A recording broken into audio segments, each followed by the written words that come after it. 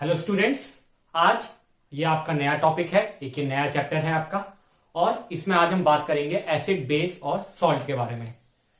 अब acid base और salt अगर आपने आगे एक दो पेज टर्न किए होंगे तो ये चैप्टर दिखने में तो बहुत ज्यादा बोरिंग है, लेकिन ये आपके लिए बहुत ज्यादा यूजफुल है। ये आपकी डे टू डे लाइफ में भी कई जगह आप इसके बारे में देखते हो, एसिड आप देखते हो, बेस आप देखते हो। और अगर आप इनके बारे में जानते हो तो ये आपके लिए क्या करेगा, हेल्पफुल रहेगा। जैसे कि आजकल कह रहे हैं कि कोरोना हो रहा है, तो कोरोना में कह रहे हैं कि हमें क्या करना चाहिए, सिट्रिक एसिड वाली चीजें यूज करनी चाहिए। ठीक है, हमें अपनी डाइट में सिट्रिक एसिड वाली चीजें ऐड करनी चाहिए। तो सिट्रिक एसिड हमें कैसे पता चला, जब हमने उसके बारे में पढ़ा कि यार अच्छा एक लेमन है, जैसे कि आपने नींबू लिया, आपने क्या किया, नींबू पे टेस्ट किया होगा या कुछ आपने देखा होगा। ठीक है, आपने प्रॉपर्टी देखी होगी उसकी, तो आपने बोला कि यार इसकी प्रॉपर्टी तो एसिड की तरह है। ठीक है, एसिड की तरह काम कर रहा है। ठीक है, अब जैसे हम बोलते हैं कि एसिड होता है सॉर टेस्ट का, उसका खट्टा टेस्ट होता है, तो नींबू का टेस्ट कैसा होता है, खट्टा होता है। तो ऐसे में हमें पता चला एसिड कौन सा है, बेस कौन सा है। हमने वाटर में देखा कि ये जा रहा है, H पॉजिटिव आयन हो रहा है, वाटर इसको एक्सेप्ट कर रहा है, ये बन रहा है, आपका सॉल्यूशन बन रहा है। तो हमने देखा कि यार अच्छा वाटर की ये प्रॉपर्टीज है। आप एलोवेरा का जूस पीते हो, एलोवेरा का जूस क्या करता है, आप पीते हो, आपके पेट में हाइड्रोक्लोरिक एसिड रहता है, उसको क्या करता है, एल्कलाइन कर देता है। तो ये सारी चीजें हमें कैसे पता चली, क्योंकि हमने इसके बारे में स्टडी किया। तो आज हम बात करेंगे एसिड और बेस की। तो एसिड, सबसे पहले एसिड क्या होता है। एसिड एक ऐसा सब्सटेंस है, एक ऐसा कंपाउंड है जो क्या करता है, एसिड इज अ सब्सटेंस, एक ऐसा सब्सटेंस है जो क्या करता है, डोनेट करता है आपका H पॉजिटिव आयन। आपके H पॉजिटिव आयन को एसिड क्या करता है, डोनेट करता है। अब जो ये आपका H पॉजिटिव आयन है, ये बना कैसे, हाइड्रोजन ने एक इलेक्ट्रॉन लूज किया होगा तो आपका H पॉजिटिव आयन बन गया। अब मैंने यहाँ पे ब्रैकेट में लिखा है प्रोटॉन। तो मैंने प्रोटॉन क्यों लिखा है, क्योंकि हाइड्रोजन पे क्या था, एक इलेक्ट्रॉन एक प्रोटॉन, इलेक्ट्रॉन तो खत्म हो गया तो क्या बचा, एक प्रोटॉन। तो हाइड्रोजन क्या होता है, एक प्रोटॉन भी होता है। टू अनदर सब्सटेंस, डोनेट करता है अपना H पॉजिटिव आयन दूसरे सब्सटेंस को, और जो सब्सटेंस इस H पॉजिटिव आयन को क्या करेंगे, एक्सेप्ट करेंगे, वो क्या होते हैं, बेस होते हैं। और सबसे मेन बात जो आपको याद रखनी है, एसिड जो आपका डोनेट कर रहा होगा H पॉजिटिव आयन कब करेगा, जब आप उसको क्या करोगे, पानी में डिसॉल्व करोगे। तो इन शॉर्ट में अगर कहूं, अगर आप एसिड को पानी में डिसॉल्व करते हो तो वो क्या करता है, H पॉजिटिव आयन को रिलीज करता है, और उसको एक्सेप्ट कौन करता है, बेस H पॉजिटिव आयन को एक्सेप्ट करता है। तो आपका बेस क्या हो गया, बेस एक ऐसा कंपाउंड हो गया जो एक्सेप्ट करेगा किसको, H पॉजिटिव आयन को एक्सेप्ट करेगा, किससे, फ्रॉम वाटर। अब आपको एक रिएक्शन आपको पता होगी, आपने 9th क्लास में पढ़ी होगी, acid plus base. Acid plus base gives what, salt and water. तो यहां पे भी तो वही हो रहा है, एसिड क्या कर रहा है, H पॉजिटिव आयन दे रहा है, बेस क्या कर रहा है, उसको एक्सेप्ट कर रहा है, और आपको क्या मिल रहा है, सॉल्ट और वाटर आपको मिल रहा है।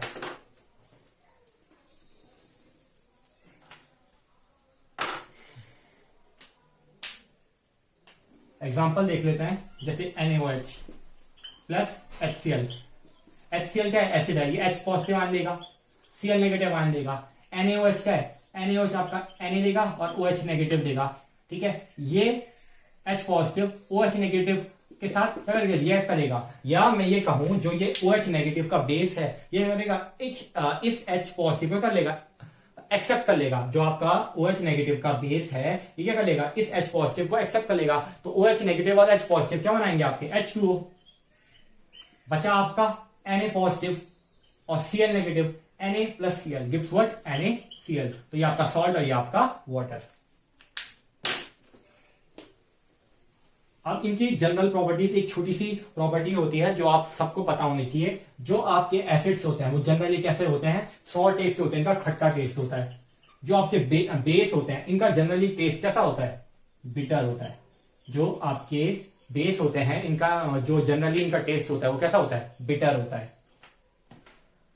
एग्जाम्पल H2O, NH4OH, ZNO और FeOH2 का होल ट्वाइस। अब यहां पे देखना, ये क्या है आपके, ये क्या है, ऑक्साइड्स हैं, ये क्या है आपके ऑक्साइड्स, और ये क्या है OH, ये क्या है, ये क्या है आपका, ये क्या है आपका हाइड्रो ऑक्साइड। तो आपने क्या समझा इससे, कि जो आपके बेस होते हैं वो ऑक्साइड्स भी हो सकते हैं और आपके हाइड्रो ऑक्साइड्स भी हो सकते हैं। आपके बेस ऑक्साइड्स भी हो सकते हैं और आपके हाइड्रो ऑक्साइड्स भी हो सकते हैं। एक और बहुत कॉमन सी प्रॉपर्टी है, जो एसिड्स होते हैं वो टर्न करते हैं, टर्न ब्लू लिटमस। जो आपका ब्लू लिटमस पेपर है उसको रेड टर्न कर देंगे, और जो आपके बेस होंगे, मैं यहां पे लिख देता हूं, या आप सुन लीजिएगा, टर्न्स रेड लिटमस ब्लू। ये रेड लिटमस को ब्लू में टर्न कर देते हैं। ये इनकी प्रॉपर्टीज होती है, कुछ कुछ मैंने आपको बता दिया। इसमें एसिड का एग्जांपल अगर आपको लिखना है तो HCl, H2SO4 और HNO3। वाटर भी आपका एसिड और बेस दोनों की तरफ काम करता है। बाद में आप जब शायद आप नेक्स्ट क्लास में पढ़ोगे, या आपके पास एक चैप्टर भी है, उसमें आपको बता रखा है कि जो आपका H2O है वो क्या करता है, पानी की तरह भी ऐड करता है, सॉरी एसिड की तरह भी ऐड करता है और बेस की तरह भी ऐड करता है। अब बात आती है एल्कली। तो एल्कली में बस आपको ये याद रखना है कि जैसे एसिड पानी में डिसॉल्व होकर क्या कर रहा था, आपको H पॉजिटिव आयन दे रहा था, तो एल्कली क्या होता है, ये पानी में डिसॉल्व होते हैं। आपके एल्कली क्या होगा, पानी में डिसॉल्व होगा और आपको क्या देगा, OH नेगेटिव आयन देगा। OH नेगेटिव आयन को आप कहते हो hydroxyl ion. OH negative ion क्या आपका हाइड्रोक्सिल आयन है, या इसे मैं कहूं ओनली नेगेटिव चार्ज आयन। ठीक है, OH नेगेटिव आयन देते हैं कौन, एल्कली, कब, जब पानी में डिसॉल्व करोगे। इसकी रिएक्शन देख लो, NaOH। ठीक है, इसको आपने क्या किया, पानी में डिसॉल्व किया, NaOH को पानी में डिसॉल्व किया, तो NaOH को पानी में डिसॉल्व में छोड़ो, NaOH कैसे ब्रेक करेगा ये देखो आप। ठीक है, रिएक्शन क्या होगी, वापस बैलेंस रिवर्सिबल रिएक्शन हो जाएगी, इसलिए मैं आपको रिएक्शन करवा नहीं रहा हूं। बस मैं आपको ये कह रहा हूं कि जैसे NaOH है, NaOH को आपने पानी में डाल दिया है, तो NaOH कैसे ब्रेक हो रहा है पानी में, ये आप ये देखो। NaOH कैसे ब्रेक होगा, एक Na पॉजिटिव मिलेगा आपको, ठीक है, एक Na पॉजिटिव मिलेगा और एक आपको OH नेगेटिव आयन मिलेगा, हाइड्रोक्सिल आयन मिलेगा। ये आपको पानी के अंदर मिलेगा जब आप पानी को क्या करोगे, पानी के अंदर क्या डालोगे, NaOH को मिक्स कर दोगे, और ये क्या है आपका एल्कली।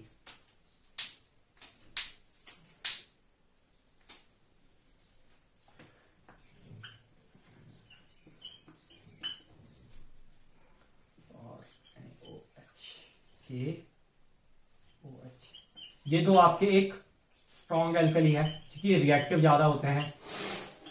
ठीक है, ये क्वेश्चन आ जाता है कि एक स्ट्रॉन्ग एल्कली और एक वीक एल्कली का आप नाम लिखो। और NH4OH ये कैसा है, वीक एल्कली। या कभी कभी आ जाता है कि dash is a weak alkali, तो आप लिख सकते हो NH4OH।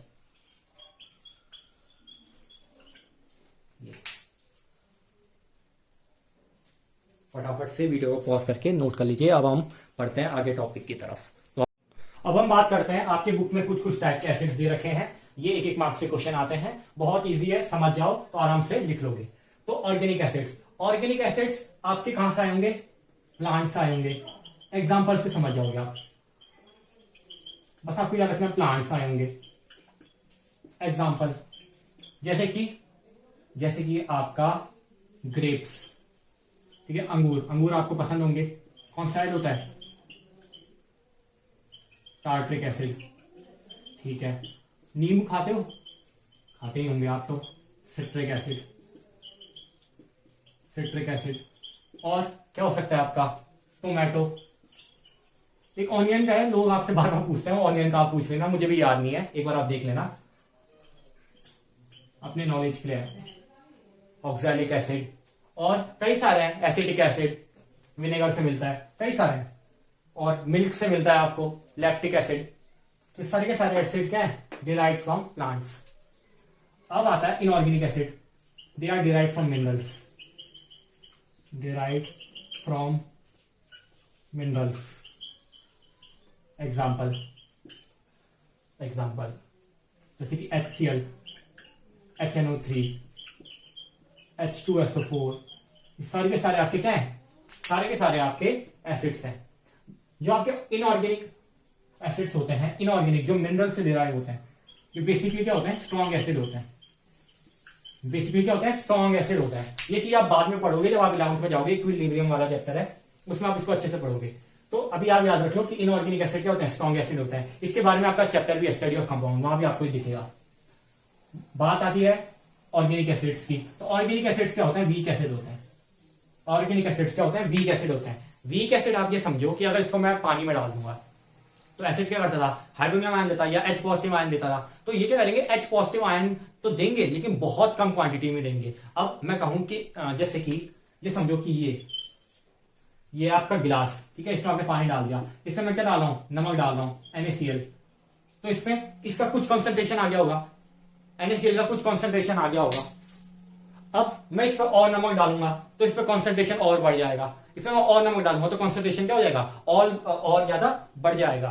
तो होता क्या है कि जो आपके स्ट्रॉन्ग जो आपके ऑर्गेनिक एसिड्स होते हैं इसमें क्या होता है, कंसंट्रेशन बढ़ता तो है लेकिन बहुत कम होता है, कंसंट्रेशन बहुत कम होता है। मतलब अगर मैं आपको कहूं कि कम से कम एक वैसा लेते हैं 100, अगर मैं बोल दूं कि 100 आपके पास एसिड था कोई सा भी, जैसे कि आपने 100 NaCl डाला, अभी मैं ये नहीं कह रहा हूं कि ये वीक एसिड है स्ट्रॉन्ग एसिड है, आप सोचो 100 NaCl डाला या कुछ भी डाला आपने, जैसे कि HCl डाला, ठीक है, HCl पानी के अंदर गया तो HCl में से H पॉजिटिव आयन सिर्फ 10% H पॉजिटिव आयन निकले, बाकी 90% वाले के सारे नहीं निकले, बाकी का 90% HCl का HCl रहा और 10% सारा का सारा H पॉजिटिव में निकल गया। तो ऐसा होता है इसमें, ये मैं आगे बढ़ाऊंगा जब आप स्ट्रेंथ के बारे में हम डिस्कस करेंगे।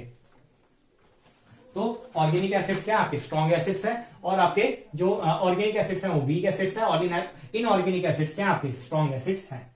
अब आता है हाइड्रा एसिड्स। हाइड्रा एसिड्स क्या होता है, हाइड्रा एसिड्स वो एसिड होते हैं जिसमें आपका एक हाइड्रोजन होगा और एक कोई सा भी नॉन मेटेलिक एलिमेंट होगा, नॉन मेटेलिक एलिमेंट, आपका एक हाइड्रोजन होगा और एक आपका नॉन मेटेलिक एलिमेंट होगा। नॉन मेटेलिक मतलब एक नॉन मेटल होगा, तो जैसे कि आपका HCl इसका एग्जांपल हो गया, एक आपका हाइड्रोजन और एक आपका नॉन मेटेलिक एलिमेंट, या H2S भी हो सकता है। यहां पे देखो ऑक्सी एसिड, तो ऑक्सी एसिड क्या होता है, इसमें हाइड्रोजन भी होगा, ठीक है, और आपका एक कोई और एलिमेंट भी होगा और एक आपका ऑक्सीजन तो होगा ही होगा। एग्जांपल देखो, ठीक है, एक हाइड्रोजन तो होगा, अब एक और एलिमेंट होना चाहिए, जैसे कि मैंने लिख दिया N, नाइट्रोजन, अब ऑक्सीजन तो होगा ही होगा, तो कितना हो गया HNO3, हाइड्रोजन भी एक और एलिमेंट भी और आपका ऑक्सीजन भी। या अगर मैं लिखूं H2SO4, हाइड्रोजन भी एक और एलिमेंट भी और आपका ऑक्सीजन भी। तो ऐसे में आप कर सकते हो रिमाइंड, अगर आपको याद है कि HCl है, HNO3 है, तो आपने इसको चेक करना है, अच्छा HCl में एक हाइड्रोजन और एक क्लोरीन, तो ये तो क्या होगा, आपका हाइड्रा एसिड होगा। अच्छा HNO3 में 3 चीजें हैं, तो क्या हो जाएगा, आपका ऑक्सी एसिड हो जाएगा। ऐसे में आप इसको याद रख सकते हो। अब हम बात करेंगे आपकी strength of acids and alkali. तो स्ट्रॉन्ग एसिड्स, ये मैं आपको शॉर्ट में पढ़ा रहा हूं, इसमें कुछ ज्यादा एक्स्ट्रा है नहीं, आपको बस समझना है और एग्जांपल इसके याद रखने हैं। तो स्ट्रॉन्ग एसिड जैसे कि HNO3 बहुत स्ट्रॉन्ग एसिड है, ठीक है। अब स्ट्रॉन्ग एसिड की जो प्रॉपर्टी होती है वो होती ये है ना कि इनका ये क्या करता है, जब पानी में आप इनको क्या करोगे, डिसॉल्व करोगे, या आपने क्या किया HNO3 को पानी में डाल दिया, तो जब आप HNO3 को पानी में डालते हो ना, तो ये क्या करता है, बहुत ज्यादा एक्सेस में क्या देते हैं, H पॉजिटिव आयन देते हैं, तो इनका कंसंट्रेशन बहुत ज्यादा होता है। क्यों ये बहुत ज्यादा एक्सेस में क्यों देते हैं, बिकॉज दे डिसॉल्व या डिसोशिएट कंप्लीटली, ये कंप्लीटली डिसॉल्व हो जाता है पानी में, ठीक है। आप इसको पानी में डालो तो क्या होगा, कंप्लीटली टूट जाएंगे, तो इसका मतलब क्या होगा, जितने भी H पॉजिटिव आयन HNO3 के अंदर थे सारे क्या हो गए, बाहर आ गए। जैसे कि अगर 4 HNO3 है तो इसका H पॉजिटिव आयन बाहर आ गया, ये वाला HNO3 था, इसका H पॉजिटिव भी बाहर आ गया, ठीक है, ये वाला था एक और एक ये वाला था, तो इनके भी H पॉजिटिव क्या हो गए, बाहर आ गए। तो पानी में क्या हो गया, इनका कंसंट्रेशन बढ़ गया, H पॉजिटिव आयन का कंसंट्रेशन बढ़ गया। तो ये ब्रेक कैसे होता है, H positive plus NO3 negative, इसमें ये ब्रेक होता है। अब वीक एसिड, तो वीक क्या होता है, स्ट्रॉन्ग क्या हो रहा है, कंसंट्रेशन बढ़ रहा है, कंप्लीटली डिसोशिएट हो रहे हैं, कंप्लीटली डिसॉल्व हो रहे हैं, तो वीक एसिड क्या होंगे, दे डिसॉल्व पार्शियली, ठीक है। ये क्या होता है, पार्शियली डिसॉल्व होता है, थोड़ा डिसॉल्व होता है, थोड़ा डिसॉल्व नहीं होता है। इसका एग्जांपल जो मैंने आपको भी बताया था, क्या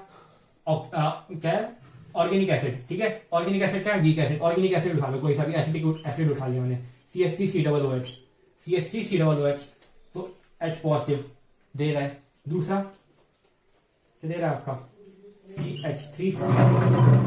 अब आप बोलोगे यहाँ पे भी H पॉजिटिव निकल रहा है, यहाँ पे भी H पॉजिटिव निकला है, तो हो क्या रहा है, जैसे हमने 4 वहां पे HNO3 थे, 4 के 4 HNO3 क्या कर रहे थे, अपना H पॉजिटिव दे रहे थे। यहाँ पे अगर मैं 4 CH3COOH, CH3COOH, CH3COOH और एक और COOH ले लूंगा, ठीक है। यहाँ पे भी 4 ले लिया, तो हो क्या रहा होगा, ये दो तो अपना दे ही नहीं रहेंगे, ये एसिड है पानी के अंदर, ठीक है, एसिड है पानी के अंदर। इसने अपना H पॉजिटिव दे दिया, इसने अपना H पॉजिटिव दे दिया, ये बोल रहे हैं हम H पॉजिटिव से बहुत ज्यादा मिल लगाव है, हम तो देंगे ही नहीं, ठीक है। तो ऐसा हो रहा है, ये क्या हो रहा है, पार्शियली डिसोशिएट हो रहा है। अगर आप किसी भी सॉल्यूट को डाल दो तो सॉल्यूट का आधा हिस्सा डिसोशिएट हो रहा है, टूट जा रहा है, और आधा हिस्सा क्या हो रहा है, टूट ही नहीं रहा है, पार्शियली डिसॉल्व हो रहा है।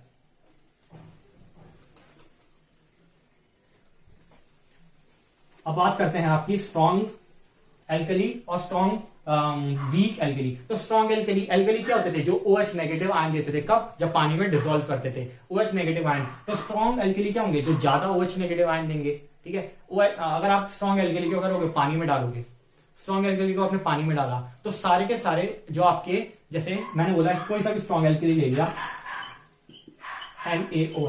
NaOH को मैंने पानी में डाला, तो जितने भी NaOH के मॉलिक्यूल होंगे, ठीक है, जितने भी NaOH के मॉलिक्यूल होंगे, वो सारे के सारे क्या हो जाएंगे, कंप्लीटली डिसोशिएट, सारे के सारे क्या हो जाएंगे, टूट जाएंगे। तो NaOH कैसे टूट जाएगा, एक Na पॉजिटिव में टूट जाएगा और OH नेगेटिव में आपका टूट जाएगा, ठीक है। क्या दिया, हाइड्रोक्सिल आयन दे दिया। लेकिन वीक एल्कली की बात करूं, वीक एल्कली में क्या होगा, आधे तो टूटेंगे, आधे नहीं टूटेंगे, या ज्यादातर मॉलिक्यूल क्या होंगे, नहीं टूटेंगे, कम मॉलिक्यूल टूट जाएंगे। इसका एग्जांपल लेते हैं, जैसे कि आपका हो गया, मैंने आपको वीक एसिड बताया, वीक एल्कली बताया था, NH4OH, ये आपके आगे भी काम आएगा, पूछता है वो एक वीक एल्कली। तो NH4OH, तो NH4OH में एक NH4 पॉजिटिव होगा और एक OH नेगेटिव होगा। OH नेगेटिव को हटा दो, क्या बचा, NH4 पॉजिटिव आपका बचा। तो आपको क्या मिल रहा होगा, एक NH4 पॉजिटिव और एक OH नेगेटिव, ये आपको यहाँ पे मिल रहा होगा। अब इसमें क्या हो रहा होगा, पार्शियल डिसोसिएशन हो रहा होगा।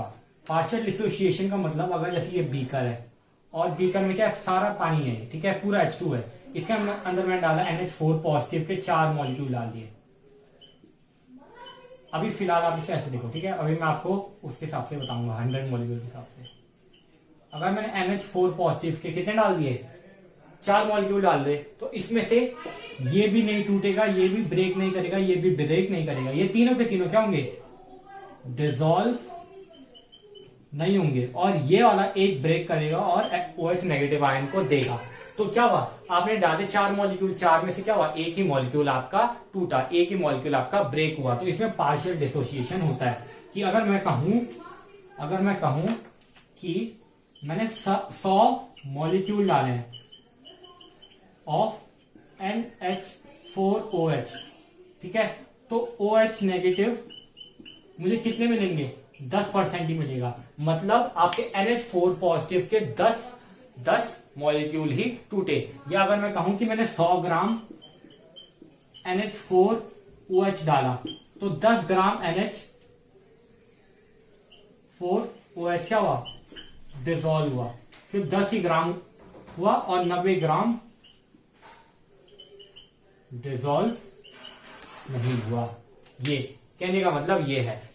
अब OH नेगेटिव आयन कम टूटा, मतलब जो NH4OH है वो कम टूटा, OH नेगेटिव आयन क्या हुआ, कम मिला, तो कंसंट्रेशन क्या होगा, कम हो जाएगा, OH नेगेटिव आयन का कंसंट्रेशन कम हो जाएगा। यही है। अब हम बात करेंगे एसिडिटी और बेसिडिटी के बारे में, बेसिसिटी के बारे में। तो जो आपकी एसिडिटी है वो किसकी होती है, बेस की, और जो बेसिसिटी होती है वो होती है आपकी एसिड्स की। इसे अब हम देखेंगे। अब बात करते हैं basicity of acids and acidity of base. इसमें बच्चों को कई बार प्रॉब्लम होती है, कई बार उनको कंफ्यूजन होता है, तो इसे आज हम अच्छे से देखेंगे। ये आज का लास्ट टॉपिक है, अब आगे की बातें हम नेक्स्ट लेक्चर में करेंगे। तो सबसे पहले आप समझो कि बेसिसिटी ऑफ एसिड है क्या, ये बेसिसिटी है क्या।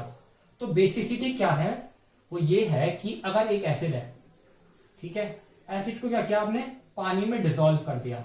एक एसिड था और उसको पानी में आपने डिसॉल्व कर दिया, पानी में आपने उसको डाल दिया, तो ये कुछ H पॉजिटिव आयन देगा। आपको पता है कि एसिड को जब पानी में डालते हैं तो H पॉजिटिव आयन देगा, तो कुछ H पॉजिटिव आयन देगा। तो लेट सपोज ये n number of H positive ion क्या कर रहा है, दे रहा है, ये n number of H positive ion दे रहा है। तो जो ये n नंबर है ना, जो ये n नंबर है, ये क्या आपकी बेसिसिटी है, ये क्या आपकी बेसिसिटी है। मैं इस चैनल पे सब चीजें आपको डिटेल में पढ़ाऊंगा, आपको रटना नहीं पड़ेगा, आप चीजों को समझ सकते हो, आगे तक आपके काम आएगा। 10th तो आप पास कर लोगे, उसके बाद 11th और 12th में बहुत प्रॉब्लम होती है। इसलिए इस चीज को अभी आप सही से समझ लीजिए। तो ये क्या हो गई, बेसिसिटी। अब बात करते हैं कि एसिड की बेसिसिटी है क्या। तो नंबर्स ऑफ रिप्लेसेबल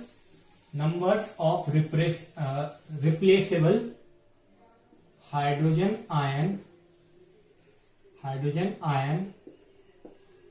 पर मॉलिक्यूल ऑफ द एसिड। एक एसिड के मॉलिक्यूल से कितने रिप्लेसेबल हाइड्रोजन आयन आपके निकल रहे हैं। इसका मतलब कि एक आपका मॉलिक्यूल है और उससे आप कितने रिप्लेसेबल हाइड्रोजन आयन निकाल सकते हो। ठीक है, कितने हाइड्रोजन आयन को आप रिप्लेस कर सकते हो वहां से।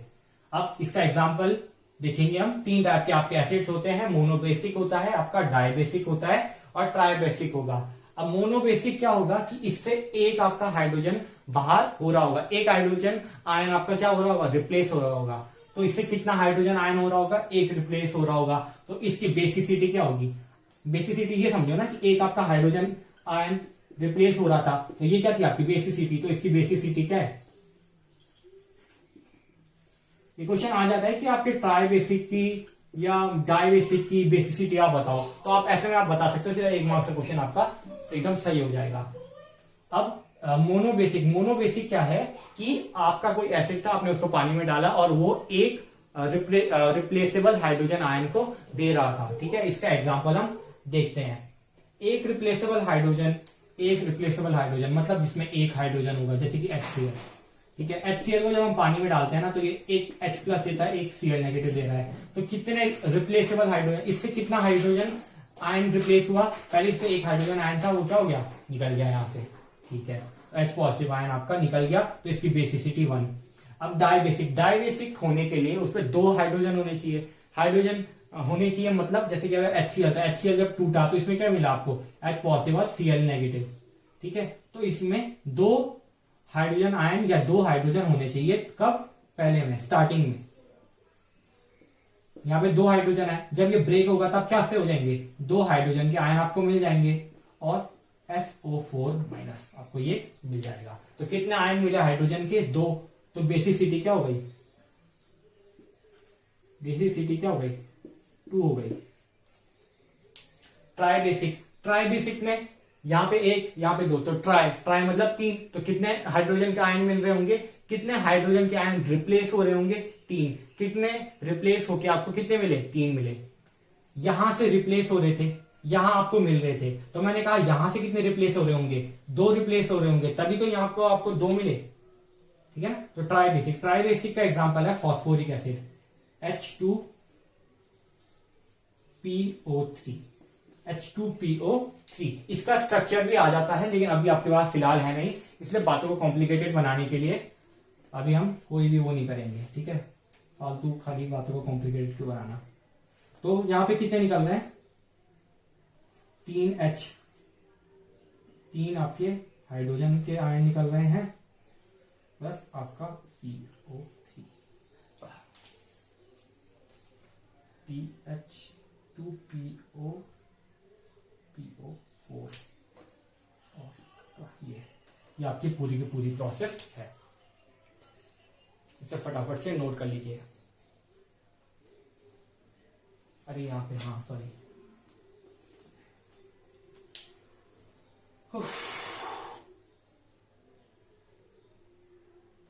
अब बात करते हैं एसिडिटी की। एसिडिटी वही है कि कितने क्या हो रहे हैं, numbers of OH negative ion, कैसे, replaceable numbers of replaceable OH negative ion per molecule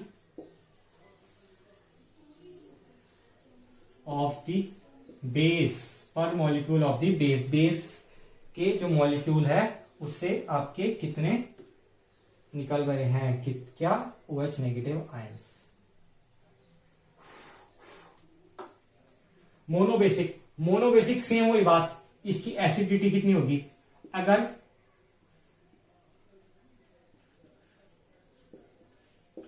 अगर मोनो एसिड बेस है। ठीक है, मोनो एसिड बेस मतलब इससे एक OH नेगेटिव आयन क्या हो रहा है, रिप्लेस हो रहा है।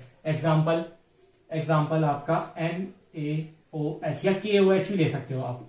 ठीक है, NaOH इसमें ब्रेक करेगा, Na पॉजिटिव और OH नेगेटिव में आपका ब्रेक करेगा। तो यहां से कितने OH नेगेटिव आयन ब्रेक हुआ, रिप्लेस हुए? एक। कितने रिप्लेस हुए? एक। आपको कितना मिला? एक। तो इसकी बेसिसिटी क्या हो जाएगी? एसिडिटी क्या हो जाएगी? 1। इसकी एसिडिटी क्या हो जाएगी? 1। अब आती है डाइबेसिक। डाइबेसिक से कितने हाइड्रोक्सिल आयन या कितने OH नेगेटिव आयन रिप्लेस हुए होंगे? 2। डाइबेसिक मतलब डाई, 2। तो इसका एग्जांपल ले लेते हैं, जैसे कि आपका कोई भी हाइड्रोक्सिल ले लेते हैं यार, ये क्या आपका कैल्शियम हाइड्रोक्साइड। ठीक है, कैल्शियम हाइड्रोक्साइड में कितने OH नेगेटिव दिख रहे हैं आपको? 2। तो कितने रिप्लेस हो सकते हैं? 2। तो यहां पे आपको कितने मिल जाएंगे? 2 OH नेगेटिव आपको मिल जाएंगे। बचा क्या? Ca और ये पॉजिटिव। और कैल्शियम की आपकी वैलेंसी क्या होती है? 2। बैलेंस भी कर लिया ऐसे।